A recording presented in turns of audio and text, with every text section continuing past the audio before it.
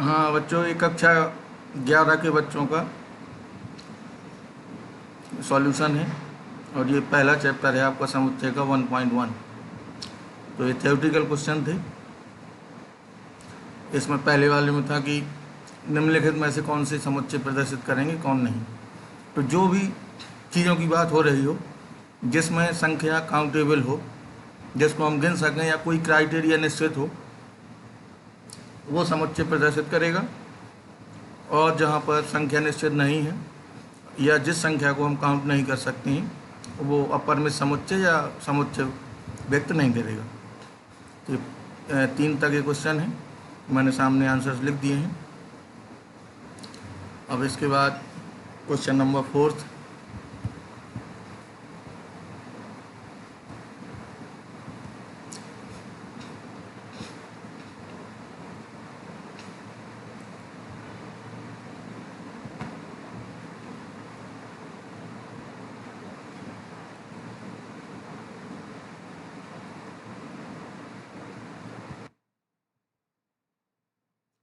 Fourth में निम्नलिखित समुच्चयों को समुच्चय निर्माण के रूप में व्यक्त करो। और बड़ा कर लेते हैं।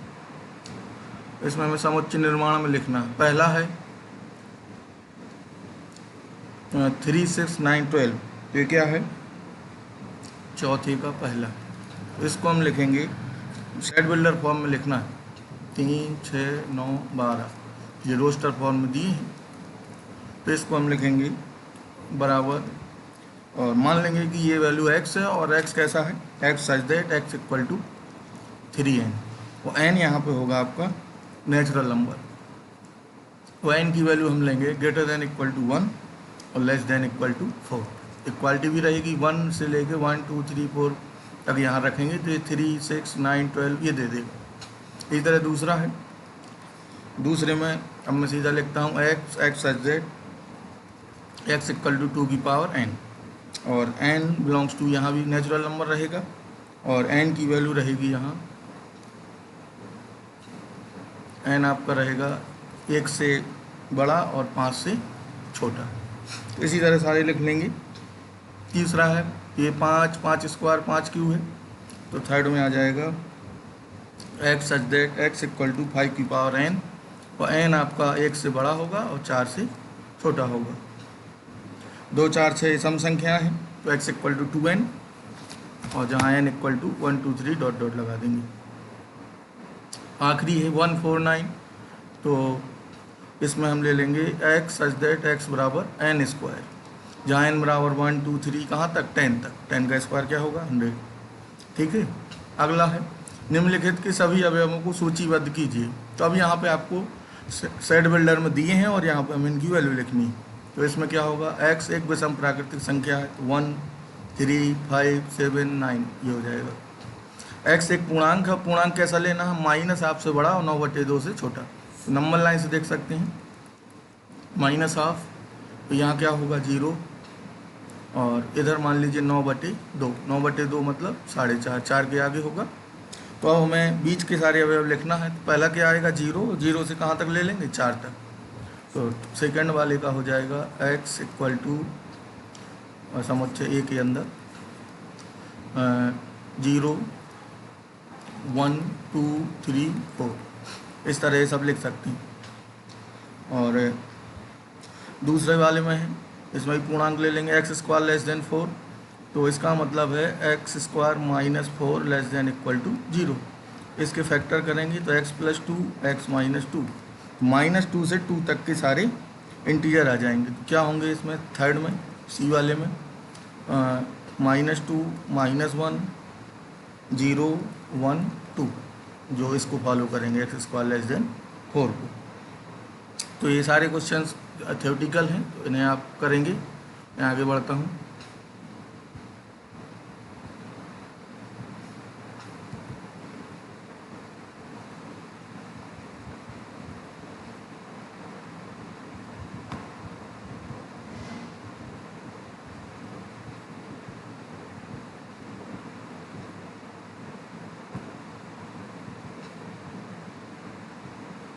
इसमें पूछा है कौन कौन से रिक्त समुच्चय हैं। एक समुच्चय लिखना है इसमें। तो पहला है 2 से भाज्य विषम प्राकृतिक संख्या।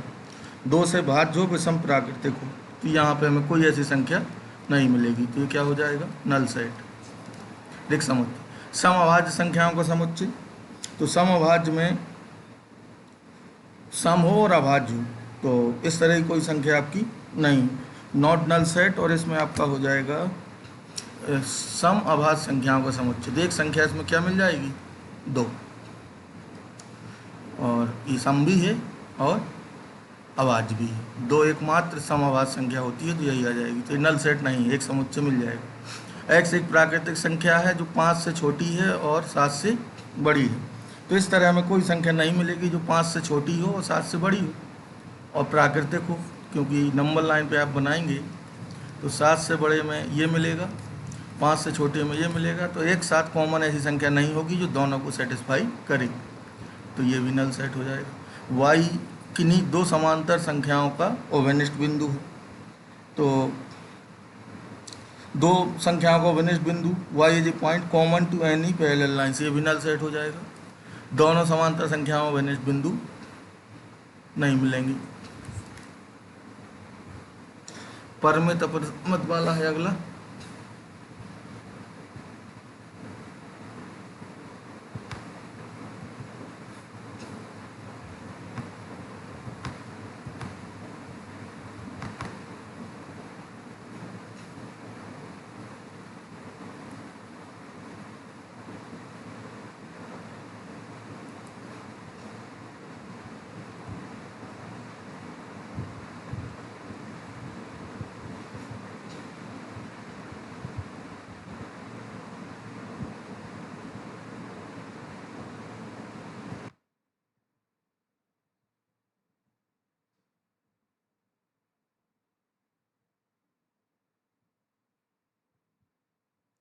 ये इसमें आपका यूनिवर्सल सेट है, पूरक समुच्चय है।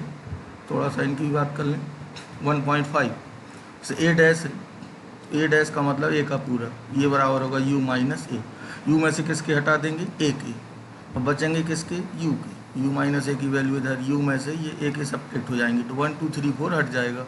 क्या बचेगा, 5 6 7 8 9, ये किसकी वैल्यू होगी, ए डैश की। अब जैसे बी डैश है तो u माइनस बी हो जाएगा। अब अगला है ए यूनियन सी का डैश, तो ये बराबर होगा u minus A union C. तो पहले हमें ये यूनियन सी फाइंड करना होगा। तो ए यूनियन सी क्या होगा, ए और सी को सभी लेना है, कोई 2 बार नहीं लेना। तो ए यूनियन सी होगा 1 2 3 4 5 6। अब ये ए, अब हमें क्या चाहिए, ए यूनियन सी का डैश, तो ये होगा u minus A union C. u में से ए यूनियन सी हट जाएगा, ये 1 से लेकर 6 तक हट जाएंगे, तो क्या बचेगा, 7 8 9। इसकी वैल्यू क्या हो जाएगी आपकी, 7 8 9। इस तरह करना है। इसी तरह ये दूसरा वाला है पूरक, और डबल डैश ए है, जैसे ए डैश का भी हमें क्या निकालना है, डैश। तो पहले हम निकालेंगे ए डैश। ए डैश क्या होगा, u माइनस ए। चलिए इसको कर लेते हैं। u माइनस ए की वैल्यू कितनी थी, अभी निकाली है आपने, 5 6 7 8 9। अब फिर इसका डैश निकालना है, तो ये क्या होगा, u माइनस ए डैश, ये डबल डैश है। तो u में से ए डैश 5 6 7 8 9 हटेगा, तो क्या बचेगा, ये आपका बचेगा a के बराबर। तो यहाँ से हमें एक चीज़ और पता चली कि हो ए डैश का भी अगर हम डैश निकालें, डबल पूरक निकालेंगे तो उसी के बराबर आ जाएगा। तो इसको ध्यान रखिएगा। इसमें क्या है, सब मानते हुए पूरक, इनके पूरक निकालना है। प्राकृतिक संख्याओं को सब में क्या लेना है हमें, u। तो u यहाँ हमें दिया है थर्ड वन में 1 2 3, ये u है। और x एक प्राकृतिक सम संख्या है, तो इसका जब a डैश निकालेंगे, इसको a मान लेंगे, तो सम वाली प्राकृतिक संख्याएं हट जाएंगी। तो क्या बचेगा, 1 3 5 7 विषम बचेंगी। ठीक है, इसी तरह सबको करना है, तो ये भी आप कर सकते हैं। और ये है जैसे ए यूनियन बी डैश, ये चौथा वाला। पहले आप ए यूनियन बी निकालेंगे, फिर उसका डैश, ये होगा u minus A union B. इसको निकाल लेंगे, फिर राइट हैंड साइड अलग से सॉल्व करेंगे। राइट हैंड साइड क्या होगी, ए डैश इंटरसेक्शन बी डैश, फिर दोनों का कॉमन ले लेंगे, तो दोनों इक्वल दिखा देंगे तो ये प्रूव हो जाएगा। जो भी प्रॉब्लम नहीं आएगी उसको फिर आप पूछ सकते हैं ग्रुप में।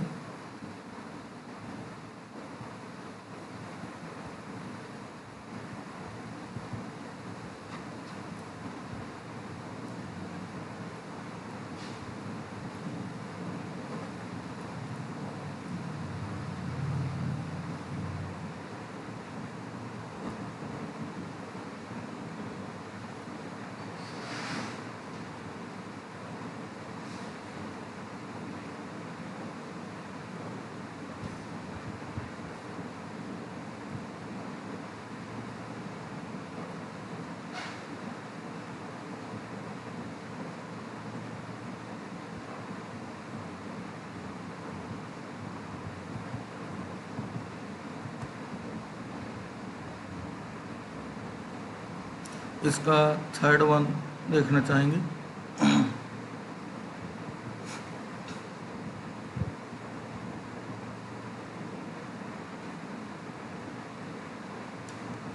थर्ड में क्या है, तो उपसमुच्चय के बारे में भी आपको बता चुके हैं, 2 की पावर n होती हैं। जरा तीसरा क्वेश्चन इसका देख लें, अच्छा है। इसमें ए गिवन है 1 2 3 4, 3 4 यहाँ पर एक अवयव की तरह है, ये 5 ये सेट दिया है। अगर हम इसमें देखें, इससे जो जो चीज़ें हमें ज्ञात हो सकती हैं उनको पहले बना लेते हैं। एक अवयव हमें दिए हैं 1 2, इसको आपको एक सेट की तरह एज्यूम करके चलना है, एक अवयव की तरह। यानी यहाँ अवयव होंगे 1 2 3 4।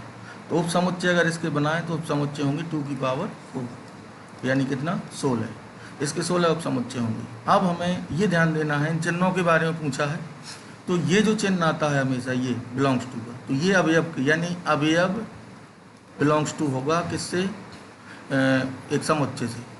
यानी बिलोंग्स टू का चिन्ह अगर हम लगा रहे हैं तो वो आपका आएगा अवयव के लिए। अगर उप समुच्चय हम ले रहे हैं ये वाला, तो यहाँ पे हमें अवयव लिख सकते हैं, इधर हम लिखेंगे एक समुच्चय ही आएगा।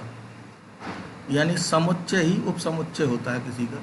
अवयव के लिए बिलोंग्स टू और समुच्चय के लिए हमेशा उप समुच्चय का चिन्ह आएगा। तो ये ध्यान देना है, बिलोंग्स टू अगर है तो यहाँ अवयव ही रहेगा, और उप समुच्चय का चिन्ह है तो यहाँ एक समुच्चय की समुच्चय से ही तुलना होगी, और अवयव के लिए बिलोंग्स टू लगेगा।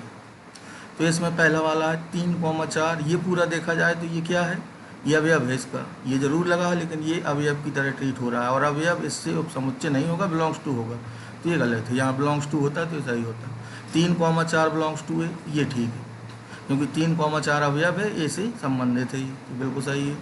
3 4 और इसमें ये चिन्ह लगा है उप समुच्चय का, ये उप समुच्चय है कि ये ठीक है, तो इस तरह लगाना है इसमें। और बाकी वाले आप कोशिश करेंगे अंतराल रूप में लिखना है, रियल और ये है। तो 6 में देखिए, जैसे पहला वाला है ये X such that X belongs to real और एक्स -4 से बड़ा 6 से छोटा, तो छठवें का पहला आपका हो जाएगा एक्स बिलोंग्स टू अंतराल के रूप में, -4 पे ओपन ब्रैकेट आएगा और 6 पे क्लोज, तो ये इस तरह हो जाएगा। 3 से 4 ये भी रियल है चौथे में, तो ये हो जाएगा 3 पे भी क्लोज ब्रैकेट और 4 पे भी। तो इन ब्रैकेटों के बारे में मैं आपको बता चुका हूँ। जैसे कहीं लिखा हो x greater than a less than b, तो ये इनइक्वालिटी फॉर्म है, उसको अंतराल में अगर लिखना है तो x बिलोंग्स टू a से b छोटा ब्रैकेट। अगर इक्वालिटी है ये है तब आएगा x belongs to a to b close bracket आएगा। एक क्लोज है एक ओपन है, जैसे ये है ये, तब इसका आएगा x belongs to a to b, b पे क्लोज और a पे ओपन रहेगा। तो ये क्वेश्चंस आप करेंगे, जिस क्वेश्चन में आपको दिक्कत होगी आप ग्रुप में भेज सकते हैं पूछने के लिए।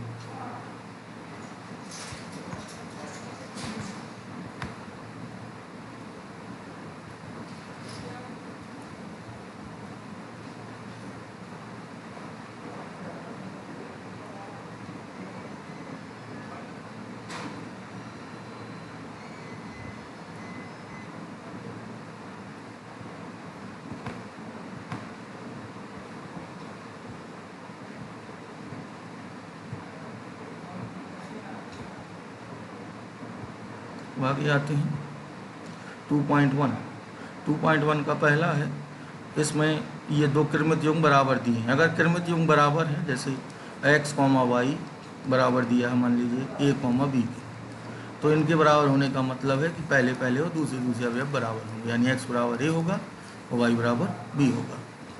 ठीक है, अब हमें ये दिया है तो इसका मतलब ये 5/3 के इक्वल होगा और ये 1/3 के, यहाँ से x y फाइंड हो जाएंगे। बराबर होगा ये 5/3 के और y माइनस 2/3 बराबर होगा 1/3 के। तो y यहाँ से आएगा 1/3 2/3 यानी y इक्वल टू 1। इधर से आएगा x/3 इक्वल टू 5/3 माइनस 1, ये आएगा 2/3, 2 से 2 का 3 से 3 कैंसिल, तो x इक्वल टू 2, x आ जाएगा 2 और y आ जाएगा 1। अब a में 3 अवयव हैं, b में भी 3 है, तो a क्रॉस b में कितने अवयव होंगे? तो ये सूत्र होता है, मैं फिर से इसकी बात कर लूँ कि अगर कहीं लिखा है n इक्वल टू, अगर n लगा है इसके आगे तो इसका मतलब है समुच्चय a में अवयवों की संख्या। ये मैं पहले टर्म में डिस्कस कर चुका हूँ। तो अगर a में मान लीजिए m अवयव है और b में मान लीजिए n अवयव है, तो a गुणा b में अवयवों की संख्या होगी m, गुणा हो जाता है। यहाँ p है, यहाँ q है, तो यहाँ हो जाएंगे p q अवयव। तो a क्रॉस b अवयवों की संख्या 3 इसमें है, 3 इसमें है, तो इसमें कितने आएंगे? 9। g गुणा h, h गुणा g, तो इसमें 2 हैं, इसमें 3 है, तो ओवरऑल 6 आएंगे। g गुणा h में पहले g के फिर h के, इधर देख लें, g गुणा h करेंगे तो पहले g के लिखेंगे 7 8 गुणा 5 4 2, अब गुणा करेंगे तो 7 5 7 4 7 2 8 5 8 4 8 2, ऐसे पेयरिंग होती है। और इस तरह कितने आएंगे इसमें? 3 गुणा 2 6, तो 1 2 3 4 5 6। अब h गुणा g है तो पहले h के लिख लेंगे, h गुणा g में इधर आएगा 5 4, अब 6 ही आएंगे लेकिन अलग होंगे वो, और ये 7 गुणा 8, यानी इन जनरल g गुणा h नॉट इक्वल टू होता है h गुणा g के, हमेशा बराबर नहीं, किसी खास केस में हो सकता है। 7 में भी गुणा का दिया है।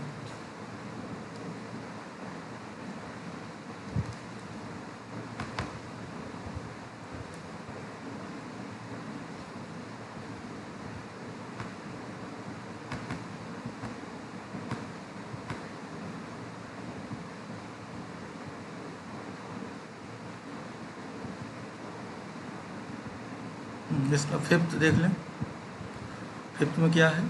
3 का गुणा है, तो a गुणा a पूछा है, पहले आप निकालेंगे a गुणा a, तो a के क्या है? 1 1, और इसके भी यही होंगे, तो पहले 4 हो जाएंगे, तो इनके मान होंगे -1 -1 1, फिर 1 का करेंगे और 1 1, ये हो गया। अब फिर से हम a निकालेंगे, तो a गुणा a, तो a कितना है? -1 1, और गुणा होगा इनका, तो इसको आप इस तरह लिख दीजिए, -1 1 -1 1 -1 और 1 1, कितने हो जाएंगे? अब 4 2 8 मिलेंगे आपको। तो एक होगा -1 का सम में करिए पहले, -1 1 1, एक हो गया -1 -1 1, फिर इसमें होगा -1 1 -1 1 1, अब होगा 1 का होगा, तो 1 -1 1, इस तरह 8 अवयव आ जाएंगे, 3 3 की पेयरिंग हो जाएगी। ठीक है, और उप समुच्चय आती हैं संख्या के हिसाब से, जैसे 8th है, a इतना है b इतना है, तो a क्रॉस b लिखिए, a क्रॉस b में कितने होंगे? 4। फिर इसके उप समुच्चय पूछे हैं तो उप समुच्चय इतने हो जाएंगे 16, क्योंकि a गुणा b में आपके अवयव आएंगे 4, भाई 2 गुणा 2 होगा, तो 2 गुणा 2 4 अवयव, 4 के इतने समुच्चय होंगे, 2 घात 4 से 16, तो 16 को आप लिख सकते हैं इजीली। इसमें क्या है? मान लीजिए n a में 3 अवयव हैं, b में 2 हैं, x1 y2 z1 a गुणा b में है, तो a और b को ज्ञात करो। तो इसको थोड़ा सा एक्स्ट्रा सोचना है, 9th में आपको a गुणा b की वैल्यू दी है, a में 3 अवयव हैं और b में 2, टोटल 6 होंगे। हमें दिए कितने हैं? x1 y2 z1 4 दिए हैं, 2 हमें फाइंड करने हैं, तो इसका मतलब पहले वाले एक ही होंगे। तो पहले वाले में हमें क्या क्या दिख रहा है? x y z, और ये पहले में है और पहले में 3 ही हो सकती हैं, तो a का मान तो क्लियर हो गया, a का मान होगा x y z। इसका मतलब है b में कितने होंगे? अब 2, क्योंकि 2 ही दिए हैं यहाँ, तो 2 कौन कौन से होंगे? 1 और 2, तो 6 आ जाएंगे इस तरह। तो जो बचे हैं बाकी अवयव वो आप आराम से निकाल सकते हैं। पूरे होंगे x1 x2 y1 y2 z1 z2, इस तरह 6 होंगे। इसी तरह का 10th है कि a गुणा a में 9 अवयव हैं जिनमें इतने इतने भी हैं, तो 9 के हमें कितने दिए हैं, 2। समुच्चय a ज्ञात करो और a गुणा a के शेष अवयव भी ज्ञात करो। तो a गुणा a में 9 है, तो इसका मतलब है 3 3 हो गए दोनों में। 3 3 में तीसरा क्या होगा ये पता करना है, और 2 हमें दिए हैं सिर्फ। तो चलिए देखते हैं इसे। तो a गुणा a, तो हमें 2 अवयव दिए हैं, -1 0 और दूसरा है 0 1। तो अगर हम एक ही अवयवों की बात करें तो एक अवयव होगा -1, एक होगा 0 और तीसरा क्या हो सकता है, तीसरा 1 ही होगा, तभी 9 आएंगे और ये अवयव शेष रहेंगे। तो अब हम इनका गुणा करते हैं अगर इसी में a गुणा a का, तो ये 9 अवयव आएंगे और ये 2 भी मिलेंगे आपको। तो एक के अवयव कौन कौन से हो गए, -1 0 1 एक के अवयव हो गए, और a गुणा a के शेष अवयव आप गुणा करेंगे तो मिल जाएंगे, पूरे पेयर में मिलेंगे।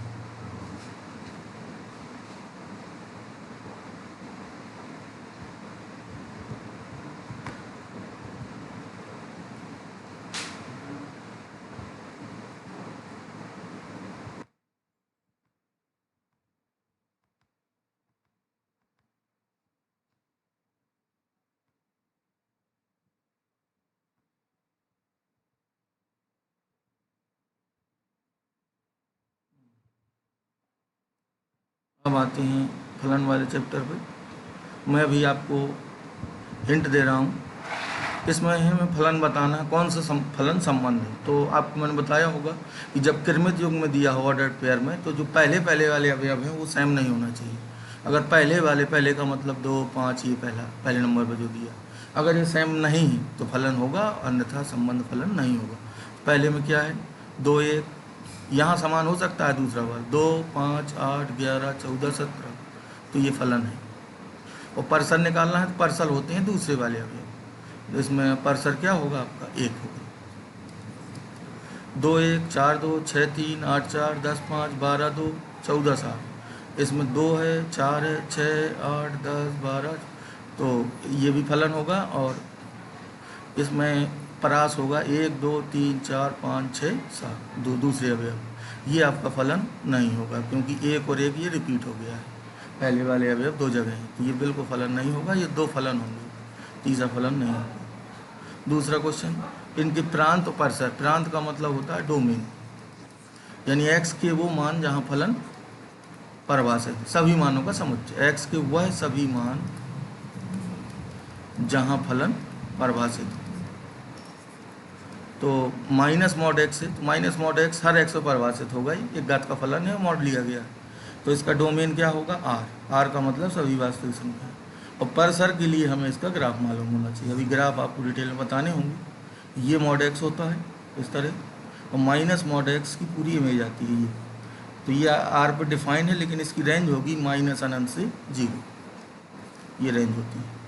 दूसरा है 9 - x², तो दूसरा है बेसिकली ये अगर देखा जाए तो ये सर्कल का आधा पार्ट है, ये ऊपर वाला f(x = 9 - x², तो इसकी डोमेन तो होगी 9 - x², ये रूट के अंदर वाली चीज़ धनात्मक होना चाहिए, फिर ऋण से गुणा करेंगे इसमें, तो इससे फैक्टर से हमें मिलेगा +-3 <0, तो यहाँ से हमें मिलेगा x का मान होना चाहिए -3 से 3 के बीच, ये आएगा, इक्वालिटी भी रहेगी। तो इसका डोमेन हो जाएगा आपका x बिलोंग्स टू -3 से 3, इतने के बीच में हम कोई भी मान दें परिभाषित रहेगा, इसके अलावा देंगे तो अपरिभाषित हो जाएगा। परसर होगी इसकी 0 से 3, सर्कल का आधा पार्ट है। इसमें ये वैल्यू पूछा f0, तो x = क्या रख देंगे 0, इसमें x0 रख देंगे तो क्या आएगा -5, ये x = 7 रखेंगे f7 के लिए, तो ये हो जाएगा 14 - 5 9 आ जाएगा। -3 रख देंगे तो -6 - 5 -11 हो जाएगा। बस जो वैल्यू यहाँ पूछी गई वो लिखना। फोर्थ में पहले वाले पार्ट के लिए c बराबर क्या रखना है 0, c0 रख देंगे तो t0 मिलेगा, ये 0 हो जाएगा 32, फिर c = क्या रख देंगे 28 इसी में, फिर इसमें -10, और इसमें कह रहा है सी का मान जब इतना हो, तो जो चौथा पार्ट है, चौथे पार्ट में टी सी गिवन है आपको 212, तो ये हो जाएगा 212 बराबर 9c/5 प्लस 32। अब इसे आप आसानी से सॉल्व करके सी फाइंड कर लेंगे। इसमें परसर प्रत्येक का लिखना है, तो ये सरल लिखा है, एक्स पॉजिटिव है यहाँ, तो इसका ग्राफ अगर देखें तो इस तरह आएगा, ये रहेगा, लेकिन पॉजिटिव भर के लिए बनाना है तो इस तरह रहेगा। x = 0 पे वैल्यू इसकी क्या होगी 2, और नीचे नेगेटिव तक माइनस अनंत तक जाएगी, तो परसर होगा इसका माइनस अनंत से 2, और एग्जैक्ट 0 पे नहीं लेना है तो 2 पे ओपन आएगा, 0 पे बराबर नहीं लगा है। x एक वास्तविक x² + 2 है, तो इसकी न्यूनतम वैल्यू क्या होगी 0, तो इसकी न्यूनतम वैल्यू होगी 2 और मैक्सिमम जाएगी अनंत। इसकी डोमेन क्या होगी r, और रेंज भी r होगी तीसरे की।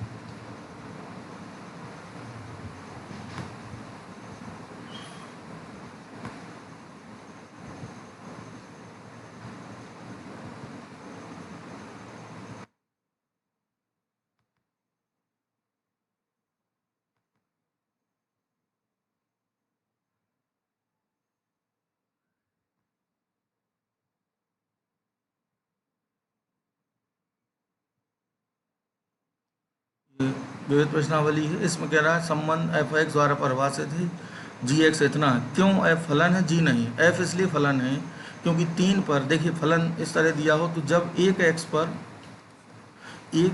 पर अगर 2 मान मिल रहे हैं, एक x पर 2 मान प्राप्त नहीं होना चाहिए, अगर एक x पर 2 मान मिल गए तो फलन परिभाषित, फलन आपका जो संबंध दिया हो फलन नहीं होगा। जैसे इसमें 3 पर क्या मिलेगा 9, और यहाँ भी 3 रखेंगे तो 9 आएगा, इसलिए फलन है, और ये इसलिए फलन नहीं है। 2 पर x = 2 पर इसकी वैल्यू 4 भी होगी यहाँ से, और यहाँ से x = 2 पर इसकी वैल्यू होगी 6, 4 व 6 2 मान ले रहा है, एक x पर 2 मान नहीं मिलने चाहिए, 2 इमेज नहीं होंगी, तो ये फलन नहीं है। इसलिए इसमें इसको फाइंड करना है, तो जो भी वैल्यू यहाँ दिख रही है, तो हम f(x) बराबर दिया है x²। अब हमें f 1.1 चाहिए, तो x की जगह क्या रख देंगे यहाँ 1.1, तो ये हो जाएगा आपका।